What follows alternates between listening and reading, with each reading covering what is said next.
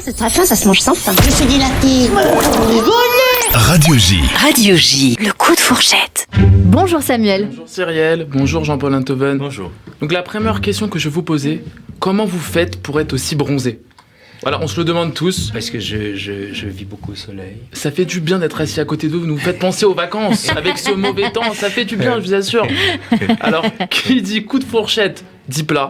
On le sait, vous êtes né en Algérie, Oui. mais je sais que vous adorez la cuisine italienne. Oui, bien sûr. Voilà, donc on va jouer à un petit jeu, Bien sûr. ensemble, Cyrielle, Jean-Paul. On Je y vais vous va. donner un plat italien, un plat algérien, vous allez me dire ce que vous préférez. Ah oui, d'accord. Allez, si je vous dis couscous loubia ou pâte cacio e pepe. Oui, pâte, évidemment. Pâte cacio e Cacio e pepe. pepe. Alors je connaissais les Tunisiens qui se prenaient pour des Italiens, mais alors les Algériens, C'est la c'est la classe internationale. Alors là, et le vendredi soir, vous préférez couscous au beurre ou lasagne? Bonne lasagne Pas végétarienne. de question, c'est évidemment les lasagnes. Les lasagnes végétariennes? Ou pas forcément. Moi je vous dis, le couscous au beurre, c'est un peu ma Madeleine de Proust. Oui, Voilà. ça peut l'être. Ça peut l'être ou pas? Bien Moi sûr. c'est ma Madeleine de Proust. Ça aurait pu l'être. Ça mais aurait pu l'est l'être, ça n'est pas. Moi ça l'est. Eh oui. Alors, j'ai lu une phrase qu'une personne a dite de vous. Jean-Paul Enthoven avait ce quelque chose en plus. Mais moi, cette expression, elle m'a traumatisé. Et je savais pas ce que ça voulait dire, cette expression. Moi non plus, je sais pas. J'ai passé toute mon enfance à le chercher, ce quelque chose en plus. J'allais dans les magasins. Est-ce que vous avez ce quelque chose en plus? Je me suis dit, peut-être que ça s'achète. Une fois, il y a quelqu'un qui m'a dit, c'est quelque chose qui se travaille à long terme. Donc je me suis dit, je savais pas quoi travailler, mais j'ai travaillé. Et cette expression, on me l'a dit dans diverses situations. Avec les filles, par exemple. Samuel, il te manque ce quelque chose en plus. D'ailleurs, c'est pour ça que je me suis dit que je voulais faire rire les gens. Parce qu'on connaît tous ce fameux dicton, femme qui rit, femme... À moitié dans ton Oui. lit. Voilà, Cyrielle. Mais moi, c'était pas ça. Ah, Moi, c'était femme qui rit, femme, mon ami. Y a pas dans ton lit.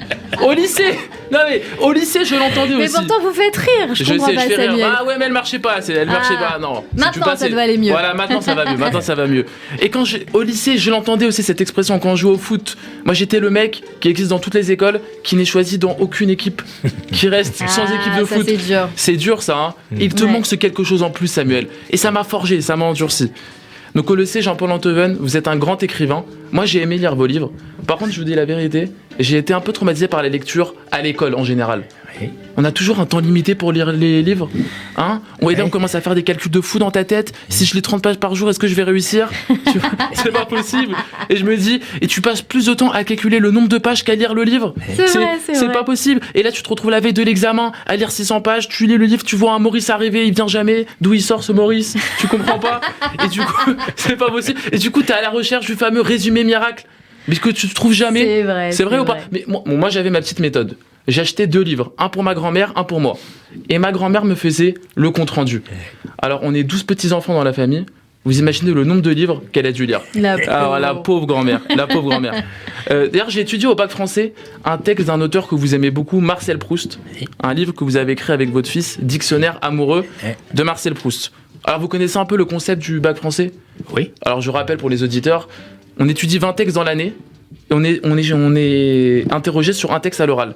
Moi, comme beaucoup d'étudiants, j'ai fait ce qu'on appelle une impasse. Voilà, il y a un texte que j'ai oublié d'apprendre. Je sais pas pourquoi on fait tout ça, ça nous excite, ça nous stimule, ça nous rajoute de l'adrénaline. Bon, excusez-moi, c'est le texte de Proust que j'avais impassé. Voilà, non mais il était dur. Donc arrive le jour de l'oral, je me dis, faut pas qu'il tombe. Et bien sûr, Il est tombé. il est tombé. Évidemment. Et là, je vois ma vie défiler, qu'est-ce que je peux faire? Et je me dis, tu sais quoi, Samuel, j'ai rien à perdre. Et du coup, j'ai parlé d'un texte que j'aimais beaucoup, Les Fleurs du Mal de Baudelaire. Très beau texte. Donc je parle, et je vois que la prof, elle me regarde d'un air de dire, mais c'est qui ce mec? Tu vois, il se fout de moi en fait. Mais elle me laisse continuer à parler. Et là, elle se lève, et elle m'applaudit. Et c'est là que j'ai compris que le petit quelque chose que j'avais en plus, c'était du culot. Voilà, il en faut. Et oui, il en faut pour tout le monde. Et oui, et c'est bien. Et vous avez une bonne note. Ah, merci beaucoup. Oui, j'ai eu une bonne note. Voilà, c'est pour ça que je dis C'est que bien passé. voilà, c'est bien passé ce bac français. Merci. Et bah comme quoi, ça vaut le coup d'avoir du Voilà. culot. Merci beaucoup Samuel Bérébi pour les amateurs de votre humour.